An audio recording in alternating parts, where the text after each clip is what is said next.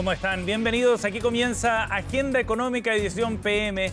Muchas gracias por estar con nosotros a esta hora aquí en CNN Chile. Revisamos en 30 minutos lo más importante que ha ocurrido en el día en materia de económica y de negocios. Y vamos a comenzar con un tema que ha generado harto ruido ya respecto a los esfuerzos que estaría realizando el sector privado y el sector público para poder generar mejores condiciones en el acceso a la vivienda. Esta iniciativa que reveló desde la Cámara Chilena de la Construcción a través de su presidente, bueno, ha generado mucho interés porque el objetivo es ambicioso. ¿Se puede bajar realmente en 2 puntos la tasa para este tipo de créditos? Eso es lo que se plantearía con el objetivo de facilitar el acceso a la vivienda y de estimular al sector. Desde el gobierno reconocen el trabajo, no como un proyecto, sino más bien como una mesa que podría llegar a algún buen puerto. Pilar Gutiérrez, reporte del tema. Es en un proyecto para poder impactar con una tasa directa al crédito hipotecario de 2 puntos lo que estamos planteando. Fue lo que dijo el presidente de la Cámara Chilena de la Construcción, que adelantó la iniciativa en que están trabajando junto a la Asociación de Bancos, el Ministerio de Hacienda y el de Vivienda para hacer frente a la compleja situación del sector inmobiliario y reducir el valor de los dividendos. Se formó un grupo de trabajo que ya empezó a reunirse la semana anterior, así que esperamos tener buenas noticias dentro de un plazo prudente, porque estos son temas que no son fáciles de resolver. El problema que tenemos es que hay muchas familias de sectores medios que no pueden acceder al crédito, por 2 razones. Una por el pie, porque no podían completar el pie, que es un 20%, antes era 10%. Y la otra razón es por los intereses altísimos. Entonces, con esos intereses no alcanza sus ingresos para poder comprarlo. Gente que antes podía comprarlo, dejó de poder comprarlo porque el dividendo mensual es más alto. Actualmente la tasa hipotecaria es de 4,69% en promedio, aún lejano a los récords de 2019, con valores cercanos a 2%. Al recortar la tasa en 2 puntos, como explicó el presidente del gremio de la construcción, pasaría a una cifra cercana a 3%, y con eso los dividendos bajarían en torno a 17%. Que está orientado a poder, precisamente donde tenemos un gran stock de vivienda y están los problemas en la demanda, dar algún impulso a esa demanda. Por ahora eso es lo que les puedo decir. Obviamente nosotros lo presentamos en una cierta condición, pero tiene que ver de todo el acuerdo con las autoridades en qué rango va a quedar. Aún no han entregado mayores detalles de cómo se logrará la rebaja de tasas y qué contempla el proyecto, pero uno de los grandes temas a abordar es el financiamiento de la medida. Y hoy día se está evaluando, y se está evaluando en 3 ejes principales. Lo primero, que sea una medida efectiva, o sea, que permita aumentar de manera relevante la compra de vivienda. Lo segundo es sobre su impacto fiscal, eso es un tema no menor, obviamente, y también sobre cómo se implementaría. Y esos son temas que se están trabajando, yo diría, por todos quienes están en esa mesa con un sentido de prontitud. Otro tema por definir es a quiénes estará destinada esta medida, si es que apuntarán a un segmento específico y a qué tipo de viviendas. De todas formas, el líder empresarial valoró los esfuerzos por abordar la crisis del rubro de vivienda. Me parece a mí que es una buena idea, hay que materializarla. Yo creo que se puede, quizás no al 2%, pero eso podría inyectarle un dinamismo a la economía también, y que por otro lado, en aquellos casos en que existan viviendas afecta a IVA, el Estado también podría recuperar parte de este subsidio que se está conversando. Actualmente existe un stock de cerca de 105.000 viviendas disponibles, por lo que desde el sector inmobiliario también valoraron que se trabaje en una medida para reducir las tasas hipotecarias, ya que ese es uno de los grandes factores que está frenando la compra de viviendas. Con estas ayudas, lo que permite es que finalmente la gente pueda cumplir su sueño de poder tener una vivienda propia, de poder comprar un departamento, una casa, que pueda en el fondo tener esta opción. Al tener esta tasa del 5%, obviamente tienes que tener una mayor renta y para los clientes hoy día es más difícil en la situación que estamos viviendo en el país. Entonces nos va a ayudar bastante a reactivar el mercado. Eso sí, algo que destaca uno de los expertos en estudios inmobiliarios es que una rebaja en las tasas hipotecarias no necesariamente asegura un nivel alto de compra de viviendas, ya que existen otros factores que influyen en la posibilidad de adquirirla. La tasa, si bien es un factor cuando una familia accede al crédito, las condiciones son otras, que tiene que ver con el endeudamiento que trae la familia, que tiene que ver con la capacidad de crédito, si es capaz de poner del pie para la vivienda. finalmente la tasa viene siendo una condición más. Actualmente, entre los menores de 35 años, solo 1 de cada 4 pueden comprarse una casa. Un complejo escenario que buscará abordar esta mesa de trabajo y que aún no ha presentado mayores definiciones. De todas formas, desde la Cámara Chilena de la Construcción destacaron el buen diálogo que han mantenido hasta ahora con el gobierno. Bueno, y hablando de créditos, de acceso a créditos precisamente, hay más información bien interesante que entrega la última encuesta sobre créditos bancarios correspondiente al tercer trimestre de 2024 que realiza el Banco Central. No aborda solo créditos hipotecarios, eso sí, sino el funcionamiento total del sistema. Eso incorpora también, por supuesto, créditos de consumo, y es interesante porque el Banco Central le toma el pulso, en definitiva, a cómo está fluyendo el crédito en el sistema bancario. Revisemos parte de lo que considera como conclusión el banco, que informa que reportan condiciones de oferta algo más flexibles que en el trimestre anterior en los créditos para empresas pequeñas, medianas y grandes, y también en créditos de consumo, excepto en vivienda. Al tercer trimestre, ustedes están viendo un extracto de este informe, de este año los cambios en los estándares de otorgamiento de crédito para consumo se observan similares al trimestre anterior. Hay un 17%, por ejemplo, que reporta condiciones más flexibles, pero también los que reportan estándares más restrictivos se mantienen, están en torno al 8%. En los créditos para la vivienda, dice este fragmento, se mantienen estándares más estrictos, aun cuando un 9% de los bancos dice que ha flexibilizado algunos estándares en el último trimestre. Para la demanda de créditos para vivienda, aumenta también la proporción de instituciones que perciben una demanda más débil, y ese punto es muy relevante. Se está viendo una demanda por este tipo de crédito más débil y llega desde un 9 a un 36% de acuerdo a este reporte. Bueno, y vamos a seguir con otro tema muy interesante que profundiza en las condiciones en las que los chilenos están accediendo al proceso de compra de una vivienda. Un interesante estudio da más luz respecto a cuánto sabemos los chilenos al momento de involucrarnos en un proceso que, por cierto, es muy serio, que es complejo para una relación de largo plazo por lo demás. Francisca Bamonde nos cuenta.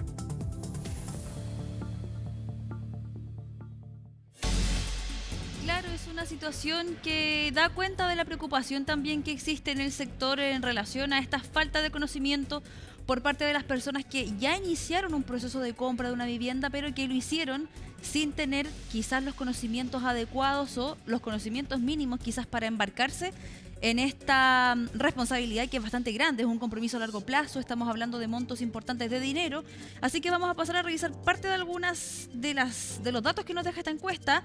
El 48% de los encuestados comprende el proceso de compra recién durante el proceso de cotización, es decir, inician este proceso, como ya lo mencionábamos al inicio, sin conocer a cabalidad ciertos conceptos que podrían ser básicos para hacer un poco más fácil el proceso.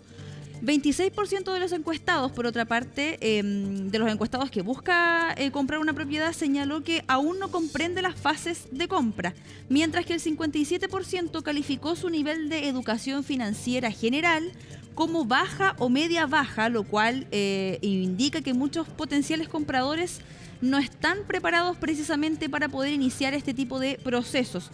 Quiero que pasemos a revisar, los invito entonces a que pasemos a revisar una gráfica que pudimos obtener precisamente de este estudio, que nos muestra algunos conceptos, como podemos ver ahí, cuáles son los conceptos que las personas más manejan, que tienen claro, según lo que indica la barra azul, o lo que tienen poco o nada claro, según lo que indica la barra de color más clara. Y acá podemos ver algunos conceptos que van surgiendo, están ordenados ahí según la medida en la que se va entendiendo el concepto. Y tenemos uno, por ejemplo, que es el codeudor. El codeudor también es una figura clave acá para quienes quieran adquirir un crédito hipotecario, por ejemplo. Hay una diferencia entre el aval y el codeudor, y los quiero invitar a que pasemos a revisar parte de lo que nos explicaban también desde el Enlace Inmobiliario en relación a este concepto. Un mecanismo que tienen, que ofrecen algunas instituciones financieras para poder financiar una propiedad entre dos personas. Y la gente, en términos generales, no sabe en qué consiste. Por ejemplo, hay muchas personas que creen que solo se puede hacer con la pareja. Sin embargo, se puede hacer con un familiar o incluso con un amigo. Entonces, basta solo preguntar a las instituciones financieras para ver si ofrecen esa posibilidad o no. Ahí escuchábamos parte también de las implicancias de este concepto, el concepto de codeudor, que a diferencia del aval, vendría siendo una persona que comparte la responsabilidad legal y financiera al momento de adquirir, por ejemplo, un crédito hipotecario o adquirir este compromiso. Entonces ahí se divide esta carga o esta responsabilidad. Como decía ahí también, como decían desde Enlace Inmobiliario, es un concepto que no se tiene quizás tan claro y que podría ser de utilidad al momento de embarcarse en este proceso de compra de una vivienda. Vamos a pasar a revisar entonces otro concepto en la gráfica que estábamos revisando anteriormente. Uno de los tantos que vimos que las personas no tienen quizás tan claro al momento de seguir estos procesos, y hay uno que aparece por acá que tiene que ver con el FOGAES. El FOGAES es un beneficio de garantía estatal también bastante relevante para poder hacer un poco más liviana la carga financiera que implica poder comprar una propiedad. Los invito entonces a que pasemos a revisar también, en palabras del vocero de Enlace Inmobiliario, cuál es la importancia que tiene el FOGAES y cuál podría ser el beneficio también para las personas poder usarlo, poder saber en qué consiste. Pasemos a revisar parte de esas declaraciones. El FOGAES es importante y vemos desde Enlace Inmobiliario que es un beneficio que está siéndose aprovechado. Te permite acceder a propiedades de un monto mayor que el subsidio de C1, por ejemplo, y te permite minimizar el valor del pie que uno paga, lo que te permite justamente en una época con la economía más apretada, donde la gente tiene menos liquidez, justamente pueden pagar un pie más barato gracias al FOGAES. Vamos a pasar a revisar en la gráfica también otro concepto que llamó la atención de las personas que realizaron esta encuesta y que incluso se encuentra en la parte más baja, porque es uno de los conceptos menos comprendidos o menos conocidos dentro de lo que tiene que ver con el sector inmobiliario, los procesos de compra de una vivienda, que tiene que ver con las mutuarias. Las mutuarias son entidades reguladas por la Comisión para el Mercado Financiero que prestan un financiamiento para poder comprar una vivienda a través de mutuos hipotecarios. Las mutuarias están asociadas a compañías de seguros por lo general y van utilizando el dinero de las rentas vitalicias de sus clientes para hacer los préstamos hipotecarios. Pudimos conversar con un vocero de Tricapitals que nos dio también detalles de cómo funciona una mutuaria y también cuáles ahí vendrían siendo los beneficios o la comparación más bien entre un banco y una mutuaria. Pasemos a revisar parte de esas declaraciones. Tienen la plata, ¿cierto? La gente que está cotizando, y esta plata ellos invierten en diferentes instrumentos financieros, y uno de esos instrumentos es el crédito hipotecario. ¿Qué hacen con ellos entonces? Ellos prestan esta plata a personas que cumplen los requisitos, que obviamente se aseguran de eso. Por eso las mutuarias son más exigentes a la hora de entregar un crédito hipotecario. Piden más documentación. ¿Por qué? Porque esto es plata, ¿cierto?, que viene de gente que está cotizando mes a mes, y con esa plata ellos van entregando tanto pensiones, pensiones vitalicias, etcétera, y van sacando su liquidez de esa forma. ¿Cómo lo hacen? Te prestan esta plata para pagar tu casa, ¿cierto? Te dan ese crédito hipotecario, y con el pago mensual que a ti te están cobrando con intereses, ellos van haciendo los pagos que ellos tienen que ir realizando. Con eso ellos ganan su margen y aparte van ganando la plata de rentabilidad que tengan que tener estos fondos. Ahí escuchamos parte entonces de la explicación de cómo funcionan las mutuarias, de las diferencias también que pueden presentar con una institución como los bancos, por ejemplo, que son las instituciones más conocidas, que ofrecen financiamiento para lo que tiene que ver con el proceso de compra de una vivienda. ¿Y por qué es relevante todo lo que estábamos mencionando en este espacio, ¿no? Porque como ven ahí en el generador de caracteres, el 39% de las personas, según esta encuesta que estábamos revisando, posterga la compra de una propiedad por dificultades conocidas al cotizar, o más que dificultades, más bien por no conocer cómo funciona el proceso y ciertos conceptos que van apareciendo a medida que las personas van avanzando en este proceso de compra de propiedad. Por lo tanto, acá la clave entonces es asesorarse, también poder aumentar todo lo que tiene que ver el conocimiento en cuanto a educación financiera para que procesos como los de la compra de una vivienda no se vean justamente entorpecidos o más dificultosos de lo que ya son más dificultados por no tener los conocimientos respectivos. Con esta información nos vamos a ir a una pausa. Ya volvemos con más de Agenda Económica. Bien, estamos de vuelta y seguimos en el segundo bloque de Agenda Económica PM para conversar sobre novedades en el mundo agrícola. Esta semana se ha desarrollado la Enagro, un evento de máxima importancia para el sector agrícola en nuestro país. De hecho, participó el presidente Gabriel Boric, el ministro Marcel también en las actividades de este miércoles. Una actividad que permite resaltar la importancia de este sector, de la mano también del surgimiento y el crecimiento exponencial que han tenido algunos productores en particular, como las cerezas. De eso nos cuenta Natalia Muñoz. Tengo absolutamente claro que la seguridad es la principal prioridad. ¿Es posible proyectar el gráfico que tenemos ahí? ¿Sí? Tuvo que pedir que proyectara las cifras de hechos de violencia rural en la macrozona sur. Así el mandatario demostró que estos han disminuido. Eso no es casualidad. La disminución de los delitos, de los actos de violencia rural, de los actos de terrorismo, es gracias a la acción conjunta del Estado, de las policías, de las Fuerzas Armadas, del gobierno. 419 ataques en 2024. Es que la inseguridad es uno de los puntos que más preocupa a la agricultura y que se tuvo que abordar en el Encuentro Nacional del Agro 2024. Hemos perdido 2 agricultores en Mayoa, hemos perdido un agricultor en Colchagua, otro en Casablanca. Tenemos el tema de la macrozona sur. Sí quiero destacar algo que dijo el presidente, que han disminuido mucho los atentados en la macrozona sur, dado a que tenemos el estado de excepción constitucional.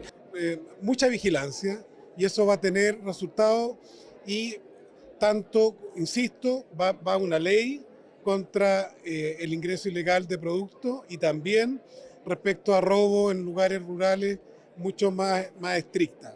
Incendios, robo de madera, usurpación de tierras, inseguridad y falta de incentivos para promover las plantaciones es lo que aqueja a las zonas rurales. En la región de los ríos, unidos a la región de los lagos, nosotros hemos creado varias federaciones y agrupaciones agrícolas, una ONG, ¿ya?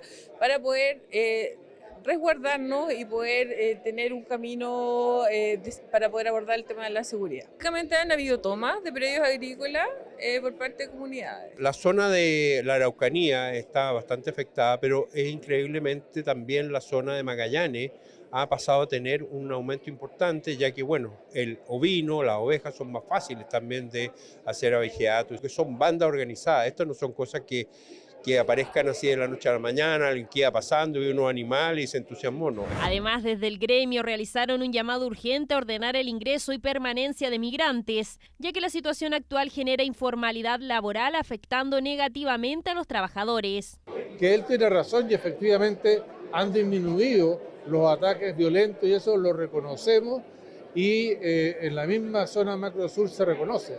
Pero bueno, hoy día tenemos y seguimos con problemas y lo vemos todos los días, lamentablemente.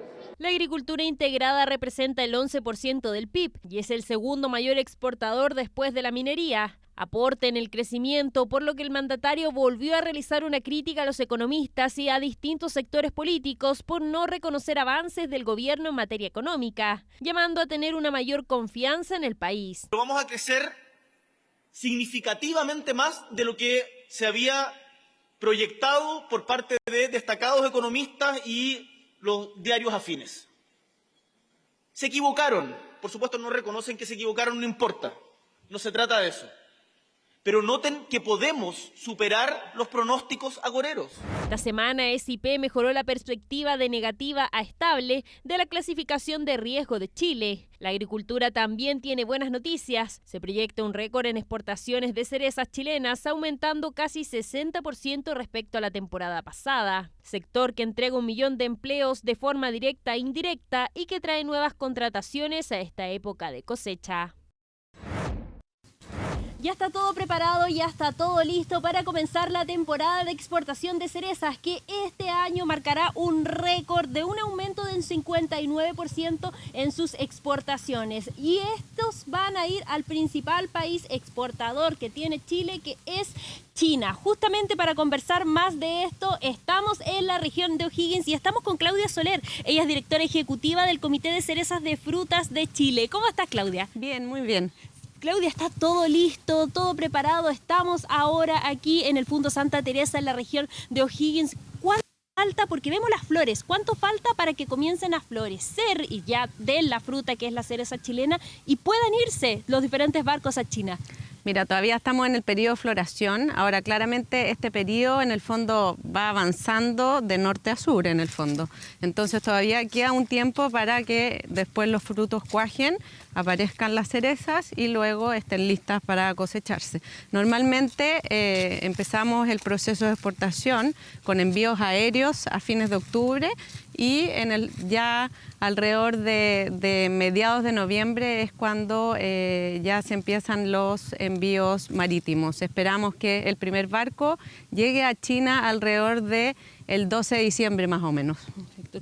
Claudia, estamos aquí ahora en el Fondo Santa Teresa en la región de O'Higgins. Está a pronto a comenzar esta temporada que viene con un récord. Sí, un récord que inicialmente no lo esperábamos. Nosotros partimos con una estimación de entre 115 y 120 millones de cajas y ahora hicimos la encuesta que hacemos normalmente a inicios cuando empezamos con la floración y nos contestaron alrededor de un 80% de las exportaciones, de los exportadores que representan un 80% de las exportaciones y bueno, esta información la extrapolamos y llegamos a esta cifra de 131 millones de cajas. Claudia, si nos vamos ahora a lo que es el mercado de la cereza, se divide de la siguiente manera: el principal destino de exportación es China con un 91%, le sigue Estados Unidos y luego Brasil. ¿Por qué el mercado chino valora tanto la cereza chilena y cómo han ido trabajando para fortalecer esta relación? Bueno, gran parte del desarrollo de las cerezas ha sido por el crecimiento que ha tenido el mercado chino. Este desarrollo fue impulsado mucho cuando se abrió el acceso al mercado y también cuando en el fondo partieron los Cherry Express, que son estos barcos rápidos que llegan en 22 a 23 días en vez de más de 30 o 40 que se demoraba anteriormente. Nuestro producto llega a China en un periodo en que es muy valorado por los chinos porque llega justo para el Año Nuevo chino. La cereza, por su color, atrae mucho a los chinos, además que como es una cereza, como es dulce, también les gusta mucho el sabor. Así que en general los chinos para el Año Nuevo chino regalan a sus seres queridos distintos productos y la cereza es el producto número 1 que ellos regalan. Estados Unidos luego le sigue en materia de exportaciones, donde Chile ahí ha entrado bien fuerte al mercado. ¿Cómo se da estas diferentes alianzas? ¿Cómo la proyectan para los próximos años en el rubro de la cereza? Mira, yo creo que China va a seguir siendo el mercado principal por la cantidad de consumidores que tienen y por esta connotación del producto que tiene para regalo. Ahora, el mercado americano es un mercado que también nosotros vemos que existe un potencial de crecimiento importante. El mercado americano consume mucha cereza en verano, que es cereza propia que ellos tienen en el fondo, y vemos que existe por ende potencial de que sigan consumiendo cereza en invierno. Lo que tenemos que hacer, y también ahí hemos desarrollado varias campañas de promoción y vamos a invertir también más esta temporada, es hacer que en el fondo el americano sepa que la cereza está disponible también en invierno. Un punto muy importante que nos gustaría también abordar en esta entrevista es que fuiste nombrada madrina de Costco. ¿Qué significa esto? Viajaste en septiembre a China, te nombraron madrina de un barco. ¿Y qué significa esto y cómo fortalece las relaciones de China? Mira, fue un tremendo orgullo para mí cuando recibí esta invitación de ser madrina. En general los barcos tienen madrinas mujeres porque las madrinas les dan buena suerte en sus viajes. Y bueno, recibí esta invitación. Costco es la principal naviera que tiene China. Este es un barco de 14.000 TEUs, 14.000 containers en el fondo, que es un barco que es parte de una línea de barcos que ellos tenían que son todos iguales. Son 6 barcos, este es el número 6, está Costco Shipping Brasil, está Costco Shipping Uruguay, está Costco Shipping México y bueno, y ahora va a estar Costco Shipping Chile. Y esto de alguna manera también muestra en el fondo la relación que existe con China, que va más allá de un negocio, sino que ya es una relación de amistad hacia el desarrollo conjunto de una industria que ha beneficiado tanto a los chilenos como también a los chinos. Y en materia de crecimiento para nuestro país, ¿cómo la exportación de cerezas influye y cómo beneficia también en el crecimiento en un difícil momento de inversiones que nosotros hemos visto durante estos últimos años y que se ha revelado también en las cifras? ¿Cómo se proyecta la agricultura en nuestro país? Mira, hay que destacar que la cereza dentro de la oferta frutícola es un frutal que pesa mucho, que representa más del 40% del valor de las exportaciones y dentro de las exportaciones como todo, la cereza también es un producto, dentro de los productos individuales, es el producto más importante después del cobre. Así que todo esto claramente tiene repercusiones en lo que es el empleo, en lo que es la prestación de servicios, en lo que es la parte de logística. Entonces es un sector que de alguna manera está impulsando el desarrollo tanto del país como el desarrollo agrícola. Así que estamos muy orgullosos de eso y queremos, seguir trabajando para que se siga desarrollando el sector y sigamos en el fondo teniendo estos encadenamientos también productivos y de servicio. Claudia Soler, directora ejecutiva del Comité de Cerezas de Frutas de Chile, muchas gracias por conversar con Agenda Económica. Muchas gracias por la invitación. De esta forma cerramos esta edición. Gracias por acompañarnos aquí en Agenda Económica. Sigan en la sintonía de CNN Chile. Ya viene CNN Prime.